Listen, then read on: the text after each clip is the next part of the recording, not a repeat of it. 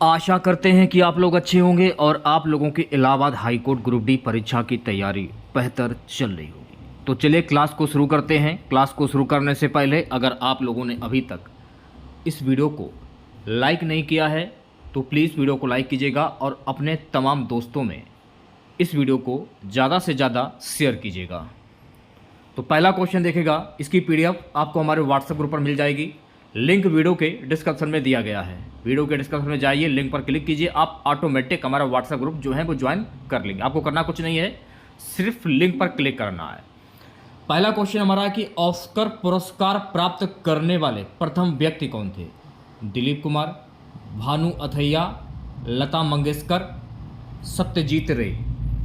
Oscar पुरस्कार प्राप्त करने वाले प्रथम व्यक्ति थे भानु अथैया। तो राइट आंसर आपका जाएगा ऑप्शन नंबर वी के साथ में। देखिए, भानु अथैया को रिचर्ड एटनबरो की फिल्म के लिए, रिचर्ड एटनबरो की फिल्म गांधी के लिए भानु अथैया को 1983 में सर्वश्रेष्ठ कॉस्ट्यूम डिज़ाइन अकादमी पुरस्कार मिला था। ये भारत के लिए पहली बार था।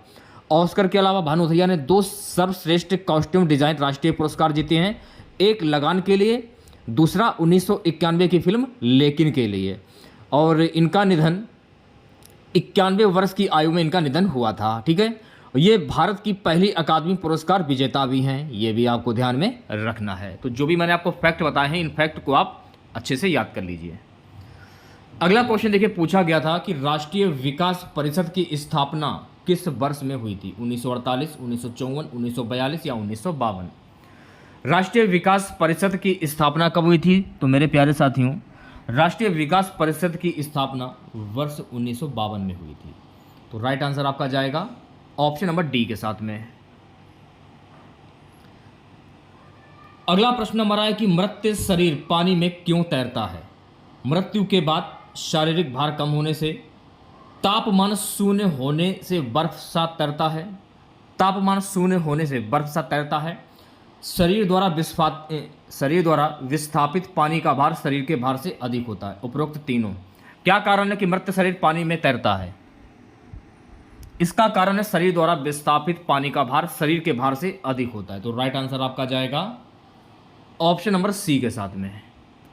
चलिए बढ़ते हैं नेक्स्ट क्वेश्चन की ओर। अगला क्वेश्चन देखेगा, अगला प्रश्न है कि दिग्बोई असम किस उद्योग के लिए जाना जाता है? लोकोमोटिव, कच्चा तेल, कोयला, लोहा।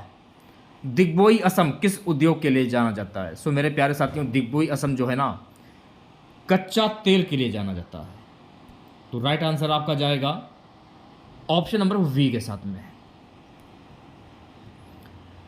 अगला क्वेश्चन देखिएगा सभी बच्चे, भोपाल त्रासदी के दौरान कौन सी गैस निकली थी? सोडियम आइसोथायोसाइनेट पहला हो गया, पोटेशियम आइसोथायोसाइनेट, या फिर एथिल आइसोथायोसाइनेट, या मेथिल आइसोथायोसाइनेट। कौन सी गैस निकली थी? मेथिल आइसोथायोसाइनेट जो गैस थी ये निकली थी। तो राइट आंसर आपका जाएगा ऑप्शन नंबर डी के साथ में। देखिए, ये जो घटना हुई थी, ये घटना 2 दिसंबर 1984 को आधी रात में ये घटना हुई थी, जिसमें लगभग 2660 लोगों की मृत्यु हुई थी। ये आपको ध्यान में रखना है। ठीक है, चलिए बढ़ते हैं नेक्स्ट क्वेश्चंस की और। अगला क्वेश्चन देखेगा, अगला प्रश्न हमारा है कि कंप्यूटरी भाषा में HTTP में H से तात्पर्य क्या? Hyper, hydro, hard disk, high.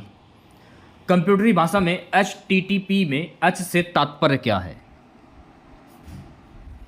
Hyper. तो राइट आंसर आपका जाएगा ऑप्शन नंबर ए के साथ में। ठीक है, चलिए बढ़ते हैं नेक्स्ट क्वेश्चंस की और। अगला क्वेश्चन देखेगा, अगला क्वेश्चन हमारा है पंचवर्षीय योजना जो है ये कब शुरू हुई थी? 1948, 1951, 1954, 1956। पंचवर्षीय योजना कब से शुरू हुई थी?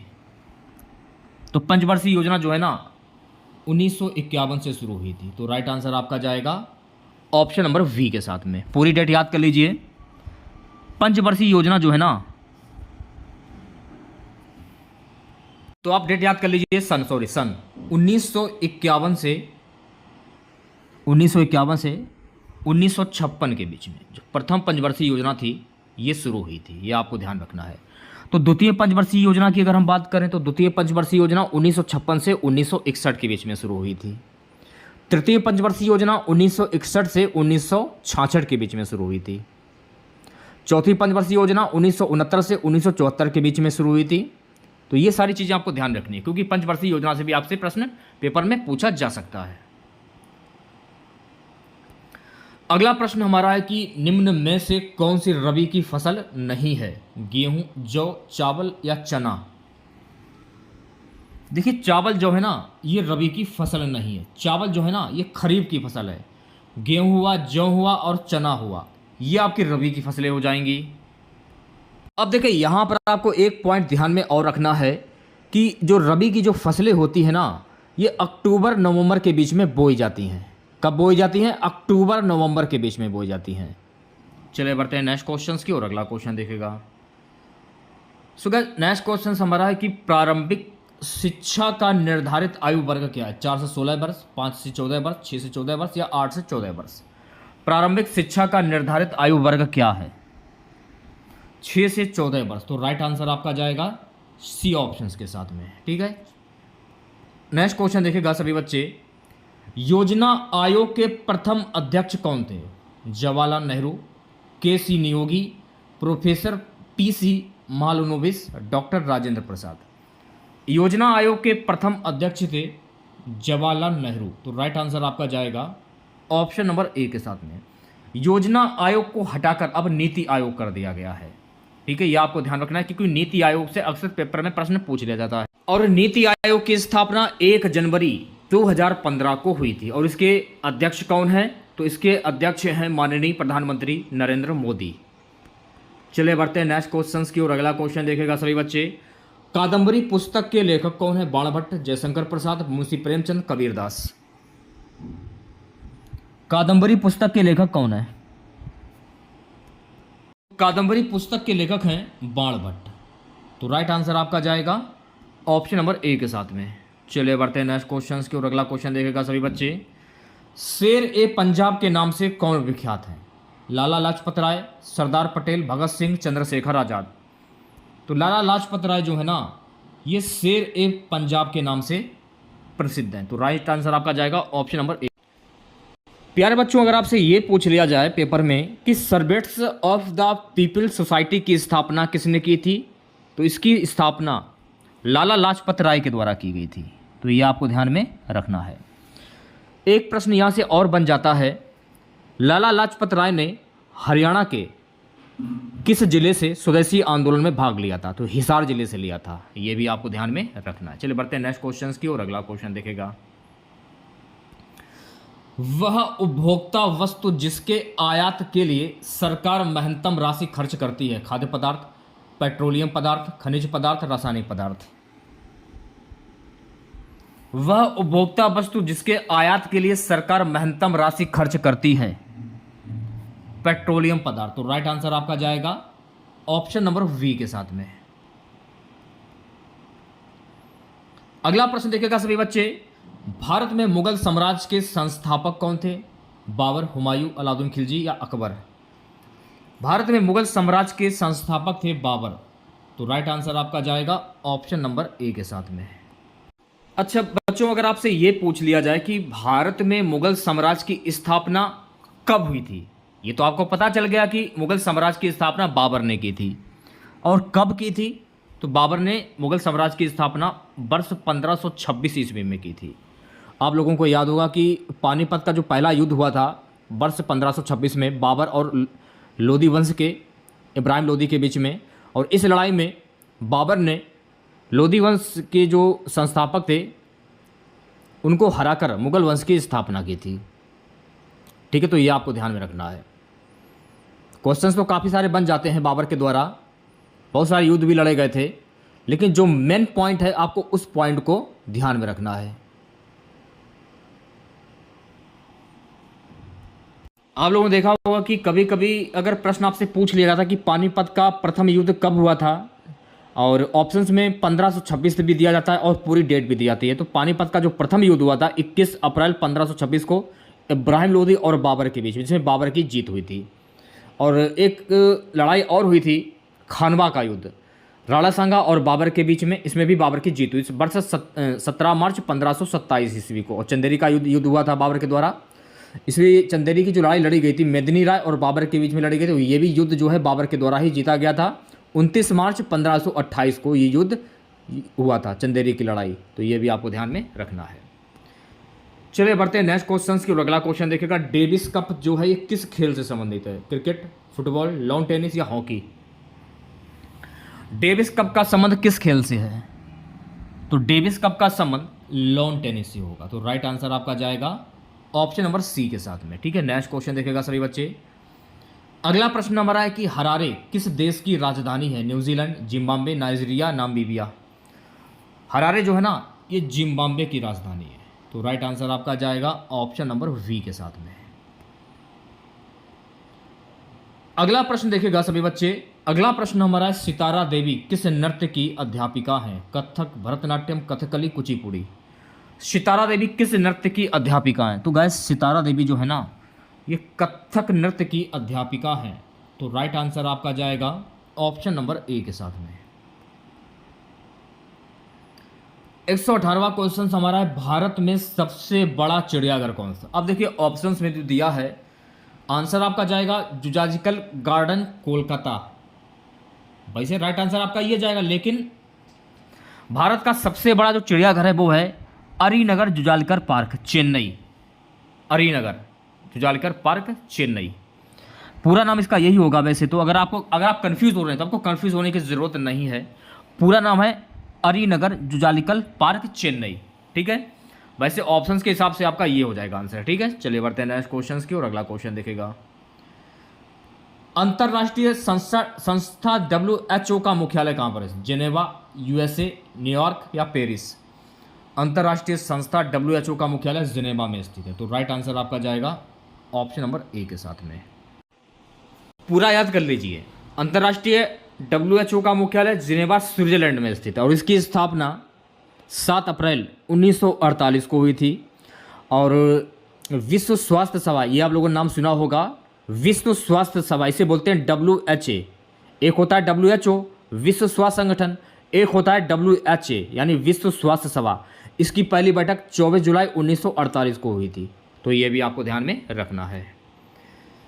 प्यारे बच्चों, अगला क्वेश्चन देखेगा।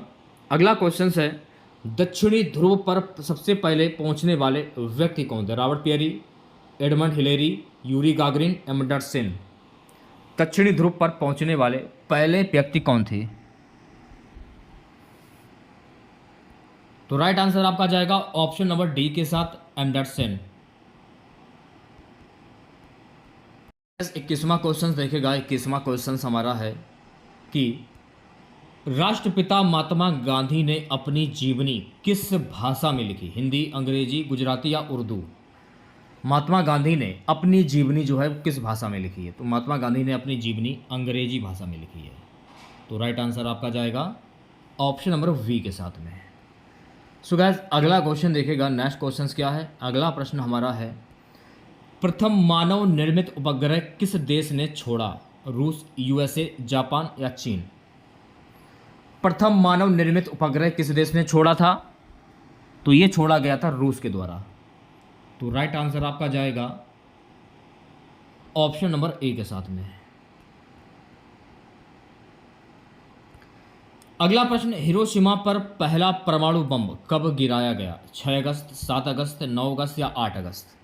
हिरोशिमा पर पहला परमाणु बम कब गिराया गया था? तो प्यारे बच्चों ये गिराया गया था 6 अगस्त को। तो राइट आंसर आपका जाएगा ऑप्शन नंबर ए के साथ में। पूरी डेट याद कर लीजिए। हिरोशिमा पर जो परमाणु बम गिराया गया था 6 से 9 अगस्त 1945 के बीच में। पूरी डेट याद कर लीजिए, क्योंकि एग्ज़ाम में पूरी डेट भी पूछ दी जाती है। 1945 भी आपसे पूछा जा सकता है, 6 अगस्त, 7 अगस्त, 9 अगस्त या 8 अगस्त भी पूछा जा सकता है, और 9 अगस्त भी पूछा जा सकता है। ठीक है, चलिए बढ़ते हैं नेक्स्ट क्वेश्चन की ओर। अगला क्वेश्चन देखिएगा सभी बच्चे, किस संविधान संशोधन द्वारा मतदान की आयु 21 वर्ष से घटाकर 18 वर्ष की गई? 61वां संविधान संशोधन अधिनियम 1989, 55वां संविधान संशोधन अधिनियम 1986, 73वां संविधान संशोधन अधिनियम 1992, 84वां संविधान संशोधन अधिनियम 2002। किस संविधान संशोधन द्वारा मतदान की आयु 21 वर्ष से घटाकर 18 वर्ष की गई है? 61वां संविधान संशोधन अधिनियम 1989। तो राइट आंसर आपका जाएगा ऑप्शन नंबर ए के साथ में। ठीक है, चलिए बढ़ते हैं नेक्स्ट क्वेश्चन की और अगला क्वेश्चन देखेगा सभी बच्चे। प्यारे बच्चों, अगला क्वेश्चन हमारा है कि सूर्य के सबसे समीप कौन सा ग्रह है? बुध, शुक्र, मंगल, बृहस्पति। सूर्य के समीप कौन सा ग्रह है? तो सूर्य के समीप जो ग्रह है वो है बुध।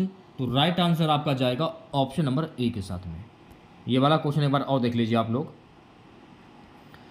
अब मैं आपको यहां पर एक बात और बताना चाहता हूं कि डॉक्टर राजेंद्र प्रसाद की कमेटी में यह फैसला लिया गया था कि मतदान की आयु 21 वर्ष से घटाकर 18 वर्ष की जाएगी, डॉक्टर राजेंद्र प्रसाद की। तो ये भी आपको ध्यान में रखना है इसमें। ठीक है, नेक्स्ट क्वेश्चन देखिएगा। प्यारे बच्चों, नेक्स्ट क्वेश्चन हमारा है कि संसद के संयुक्त सत्र का संचालन कौन करता है? राष्ट्रपति, प्रधानमंत्री, राज्यसभा अध्यक्ष, लोकसभा अध्यक्ष।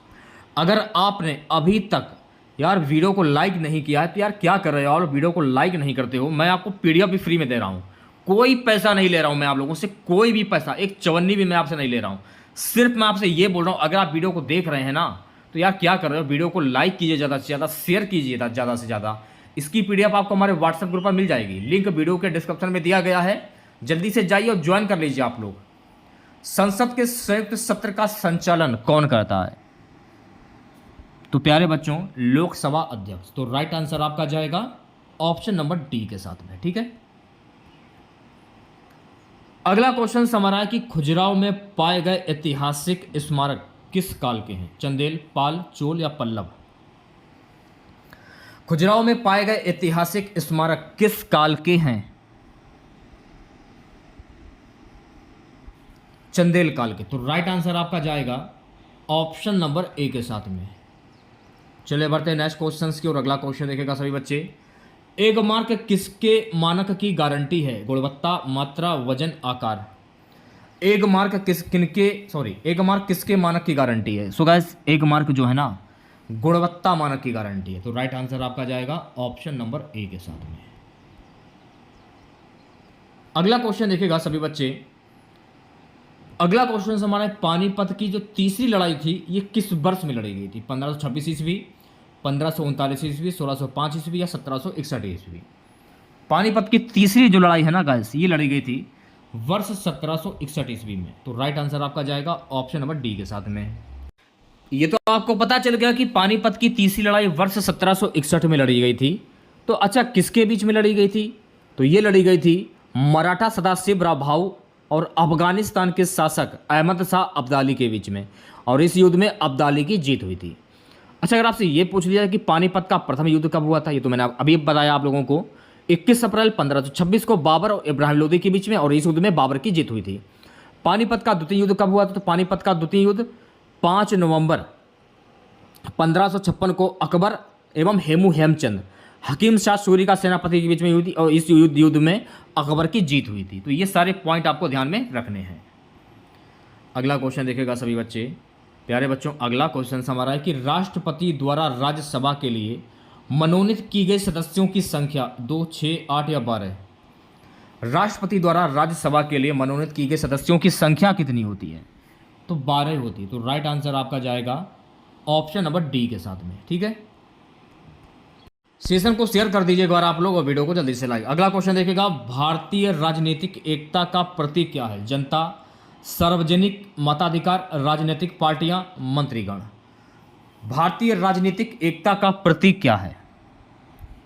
राजनीतिक पार्टियां। तो राइट आंसर आपका जाएगा ऑप्शन नंबर सी के साथ में। ठीक है, सो गाइस, अगला क्वेश्चन देखिएगा। अगला क्वेश्चन क्या है कि भारत में सर्वप्रथम रेल लाइन का आरंभ किस वर्ष में हुआ था? 1857, 1853, 1966, 1866? भारत में सर्वप्रथम रेल लाइन का आरंभ किस वर्ष में हुआ था? 1853 में हुआ था। तो राइट आंसर आपका जाएगा ऑप्शन नंबर वी के साथ में। अब कुछ मुख्य पॉइंट हैं, उन्हें ध्यान में रखिएगा। मुंबई ठाणे के बीच पहली ट्रेन 1853 में चली थी। ये तो आंसर आपको पता चल गया कि भारत में सर्वप्रथम रेल लाइन का आरंभ 1853 में हुआ था। और जो पहली जो ट्रेन थी ये मुंबई ठाणे के बीच में चली थी। लॉर्ड डलहौजी को भारतीय रेल का जनक कहा जाता था। ये भी आपको ध्यान रखना है। भारतीय रेल का जनक किन्हें कहा जाता है? लॉर्ड डलहौजी को। भारत के पहले रेल मंत्री कौन थे? तो भारत के पहले रेल मंत्री थे जॉन मथाई। तो ये भी आपको ध्यान में रखना है। चलिए बढ़ते हैं नेक्स्ट क्वेश्चन की ओर। अगला क्वेश्चन देखेगा सभी बच्चे, निम्न में से कौन सा प्रत्यक्ष कर नहीं है? संपत्ति कर, पेशा कर, बिक्री कर या निगम कर? कौन सा प्रत्यक्ष कर नहीं है? तो बिक्री कर जो है ना गाइस, ये प्रत्यक्ष कर नहीं है। तो राइट आंसर आपका जाएगा ऑप्शन नंबर सी के साथ में। अगला प्रश्न देखेगा, अंग्रेजों द्वारा निम्न में से किसे बंदी नहीं बनाया जा सका? मंगल पांडे, तात्या टोपे, कुंवर सिंह, नाना साहेब। अंग्रेजों के द्वारा किसे बंदी नहीं बनाया गया? तो अंग्रेजों के द्वारा नाना साहब को, सॉरी कुंवर सिंह होगा इसका आंसर। ऊपर नीचे हो गए ऑप्शन जो है आपके, ऊपर नीचे हो गए, तो कुंवर सिंह यानी डी ऑप्शन जो है बिल्कुल करेक्ट हो जाएगा, कुंवर सिंह। अगला क्वेश्चन देखिएगा, 10वीं पंचवर्षीय योजना का उद्देश्य क्या है? मानवीय संसाधनों का विकास, सामाजिक न्याय, कृषि तथा संबंधित क्षेत्र में रोजगार, आर्थिक विकास। 10वीं पंचवर्षीय योजना का उद्देश्य क्या है? मानवीय संसाधनों का विकास। तो राइट आंसर आपका जाएगा ऑप्शन नंबर ए के साथ में। चलिए बढ़ते हैं नेक्स्ट क्वेश्चन की ओर। अगला क्वेश्चन देखेगा सभी बच्चे, पंचायती राज किस योजना में प्रस्तावित हुआ? प्रथम, द्वितीय, तृतीय या चतुर्थ? पंचायती राज किस योजना में प्रस्तावित हुआ था? तो पंचायती राज जो है ना गाइस, ये द्वितीय योजना में प्रस्तावित हुआ था। तो राइट आंसर आपका जाएगा ऑप्शन नंबर वी के साथ में। विश्व की पहली महिला प्रधानमंत्री किस देश की थी? भारत, श्रीलंका, पाकिस्तान या नेपाल? विश्व की पहली महिला प्रधानमंत्री थी श्रीलंका देश की। तो राइट आंसर आपका जाएगा ऑप्शन नंबर वी के साथ में। अच्छा, इनका नाम क्या था? विश्व की पहली जो महिला प्रधानमंत्री थी जो श्रीलंका की थी, इनका नाम था श्री मामो, देख लीजिए एक बार आप लोग, श्री मावो भंडार नायके, ये आपको ध्यान रखना है। ठीक है, चलिए बढ़ते हैं नेक्स्ट क्वेश्चन की ओर। प्यारे बच्चों, अगला क्वेश्चन हमारा है, निम्न में से कौन सितार से संबंध नहीं है? निखिल बनर्जी, रविशंकर, उस्ताद अलाउद्दीन खान, विलायत खान। निम्न में से कौन सितार से संबंध नहीं है? उस्ताद अलाउद्दीन खान जो है ना, ये सितार से संबंधित नहीं है। तो राइट आंसर आपका जाएगा ऑप्शन नंबर सी के साथ में। चलिए बढ़ते हैं नेक्स्ट क्वेश्चन की ओर। कथकली नृत्य है गुजरात का, केरल का, तमिलनाडु का, आंध्र प्रदेश का? तो कथकली नृत्य कहाँ का है? कथकली नृत्य जो है ना गाइस, ये केरल का है। तो राइट आंसर आपका हो जाएगा ऑप्शन नंबर वी के साथ में। अगला प्रश्न, भारत का सर्वोच्च वीरता पुरस्कार है वीर चक्र, महावीर चक्र, अशोक चक्र, परमवीर चक्र? तो भारत का सर्वोच्च वीरता पुरस्कार है परमवीर चक्र। तो राइट आंसर आ जाएगा आपका डी ऑप्शन के साथ में।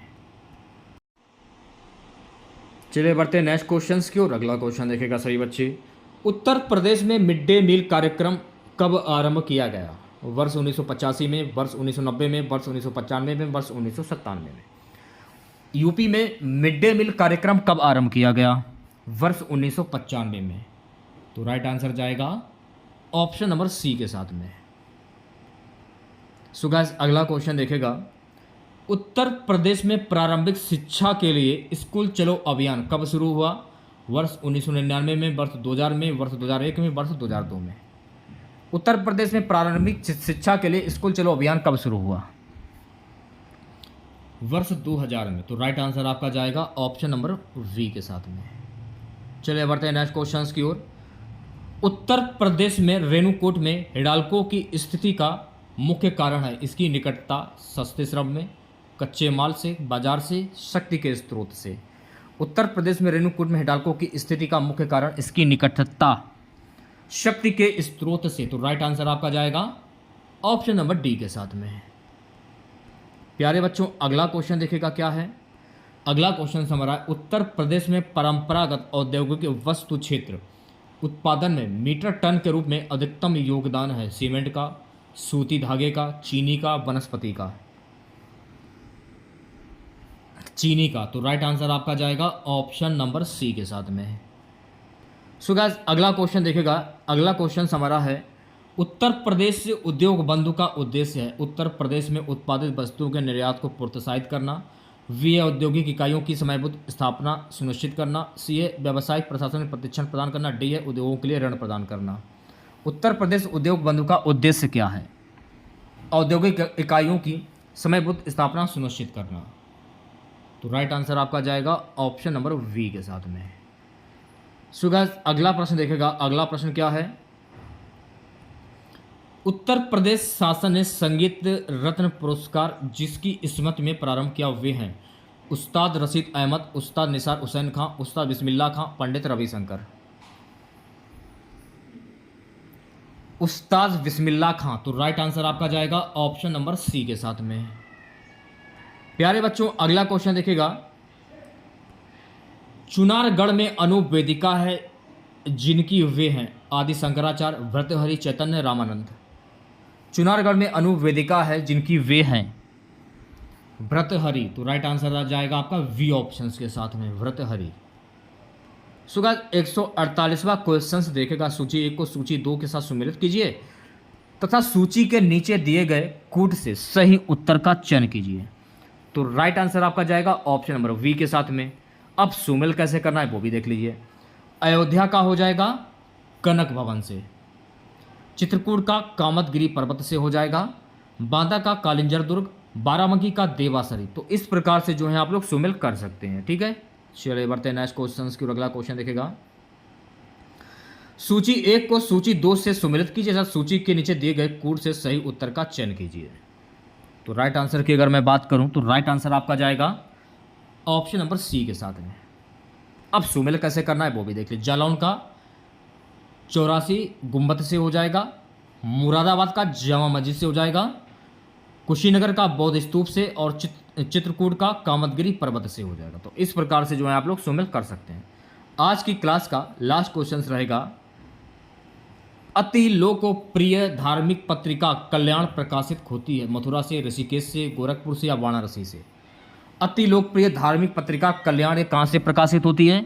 गोरखपुर से प्रकाशित होती है। तो राइट आंसर जाएगा आपका ऑप्शन नंबर सी के साथ में। तो ये थे आपके इलाहाबाद हाईकोर्ट ग्रुप डी के लिए जीके के अति 50 महत्वपूर्ण प्रश्न। तो अगर आपने अभी तक इस वीडियो को लाइक नहीं किया है तो क्या कर रहे हैं आप लोग, वीडियो को लाइक कीजिए यार, ज़्यादा से ज़्यादा अपने तमाम दोस्तों में सभी ग्रुप में शेयर कीजिएगा। ठीक है, चैनल पर नए हैं, अगर आप लोगों ने अभी तक चैनल को सब्सक्राइब नहीं किया है तो चैनल को जरूर सब्सक्राइब करें आप लोग। इसकी पीडीएफ आपको हमारे व्हाट्सएप ग्रुप पर मिल जाएगी, लिंक वीडियो के डिस्क्रिप्शन में दिया गया है। पीडीएफ का कोई पैसा मैं आपसे नहीं ले रहा हूँ, पीडीएफ बिल्कुल निःशुल्क दे रहा हूँ। जो भी क्लासें आपकी होती हैं सारी पीडीएफ आपको मैं निःशुल्क दे रहा हूँ। मिलते हैं नेक्स्ट वीडियो के साथ। जय हिंद, जय भारत।